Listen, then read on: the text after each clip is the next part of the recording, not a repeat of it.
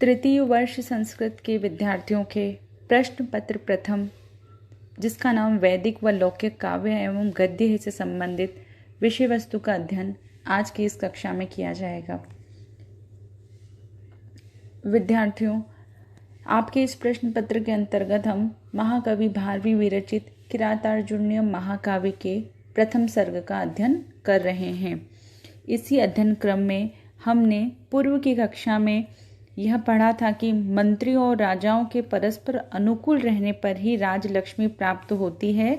अतः राजा को मंत्री की हितकर बात को सुनना चाहिए और मंत्री को राजा को उचित परामर्श देना चाहिए। इस प्रकार के वचन द्वैत वन में युधिष्ठिर के समीप आए हुए किरात वेशधारी वनेचर रूपी गुप्तचर ने कहे थे।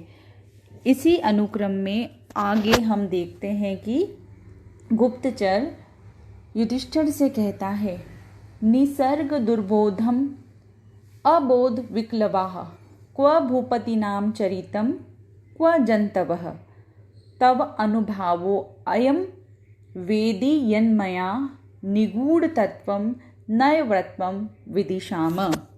यहाँ भूपति नाम अर्थात राजाओं का, निसर्ग दुर्बोधम स्वभाव से ही दुर्गेय, क्व कहाँ, चरितम व्यवहार, अबोध विक्लवा अज्ञानी स्वभाव से ही जड़, जंतवः मेरे जैसे किरात, विदिशाम शत्रुओं के, निगूढ़ तत्वम अप्रकटित यथार्थ स्वरूप वाले, नए वर्तमम नीति मार्ग, यन्मया आविद जो कि मैंने जान लिया है, अयम यह, तव अनुभावः तुम्हारा प्रभाव है।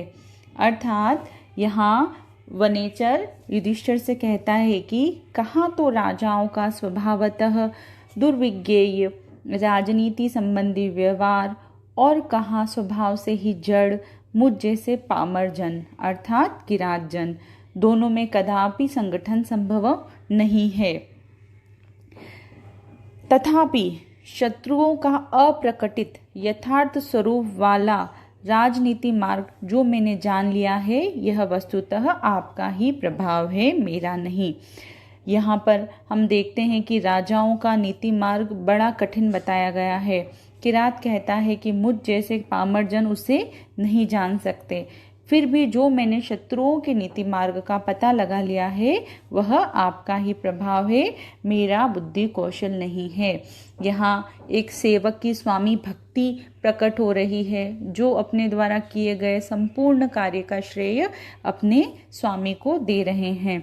संस्कृत व्याख्या इसकी यदि हम देखें तो वह इस प्रकार होगी, राज्ञाम नीति मार्गः सुविज्ञेय भवति, मादृशा जना न ज्ञातुं प्रभवन्ति, तथापि मया शत्रुनीति मार्गः यद् विज्ञातः तयं तवेव प्रभावः। अर्थात तव सामर्थ्येनैव मया ज्ञातं स्वबुद्धि कौशलम न तु। इसी के आगे हम देखें, युधिष्ठिर से गुप्तचर कहता है कि विशंक मानो भवतः पराभवम नृपासनस्थो अपि वनादिवासिनः दुरोद्धर छद्म जीताम समीहते नयेन जेतुम जगतीम सुयोधन। यहाँ शब्दार्थ देखें, सुयोधन अर्थात दुर्योधन, नृपसनस्थ अपि राज सिंहासन पर बैठा होकर भी, वनादिवासिनः वन में रहने वाले, राज्य से भ्रष्ट, भवतः आपसे, पराभवम पराजय की, विशंकमानः आशंका करता हुआ, दुरादर छद्म जीताम जुए के कपट से जीती गई, जगतीम पृथ्वी को, नयेन नीति से, जेतुम समीहते जीतने के लिए चेष्टा करता है। यहाँ गुप्तचर कहता है कि दुर्योधन राज सिंहासन पर बैठा होकर भी वन में रहने वाले भ्रष्ट राज वाले आपसे पराजय की आशंका करता हुआ द्यूत के कपट से जीती गई पृथ्वी को नीति द्वारा जीतने की चेष्टा करता है।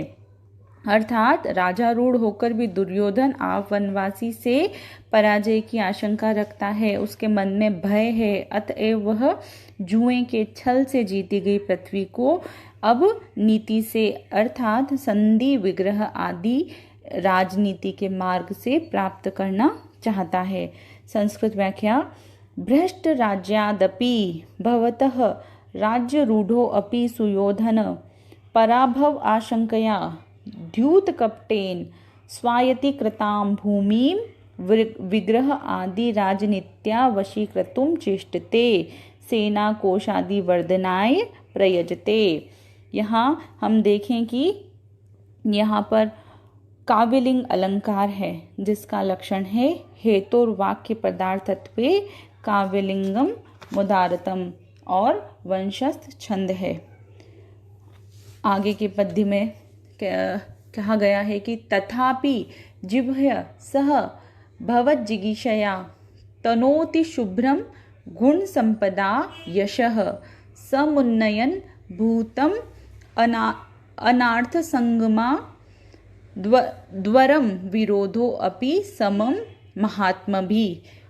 किरात यहाँ युधिष्ठिर से कह रहा है कि तथापि नितांत शंकित भी जीव्य कुटिल भवज्जिगीषया आपको जीतने की इच्छा से गुण संपदा दया दक्षिणादि गुण महिमा से शुभ्रम यशम तनोति उज्जवल कीर्ति को विस्तृत करता है, फैलाता है। भूतिम गुण संपत्ति को समुन्नयन भली भांति बढ़ाता हुआ महात्मा भी समम बड़े शत्रुजनों के साथ विरोध अपि विरोध भी अनार्य संगमात खलजनों के संग की अपेक्षा वरम श्रेष्ठ अर्थात सशंकित होकर भी वह कुटिल दुर्योधन आपको जीतने की इच्छा से दया दक्षिणादि गुणों के गौरव के द्वारा शुभ यश को बढ़ा रहा है।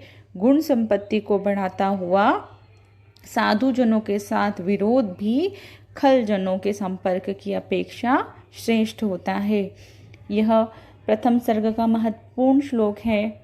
इस श्लोक का भावार्थ इस प्रकार है कि सशंकित होता हुआ भी दुष्ट दुर्योधन युधिष्ठिर को जीतने की इच्छा से दया दक्षिण आदि गुणों के महत्व से अपना यश बढ़ा रहा है।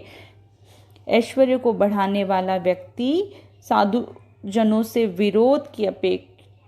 विरोध को भी दुष्ट संग से कहीं अच्छा मानता है।